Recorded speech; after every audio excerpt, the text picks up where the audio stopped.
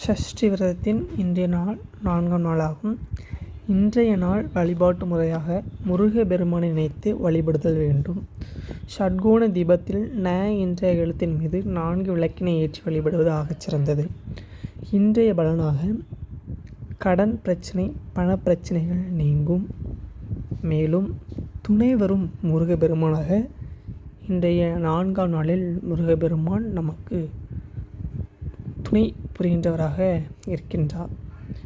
இன்றைய தானமாக புதினா சாதத்தினை தானமாக வழங்கலாம்.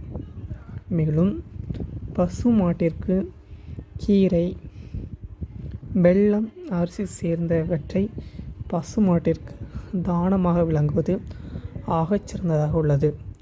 மேலும் கந்த சஷ்டி கவசம், அருணகிரிநாதர் இயற்றிய கந்தர் அனுபூதி பாடல்களையும் இன்று முருகப்பெருமானின் வழிபாட்டின் போது பாராயணம் செய்யலாம்.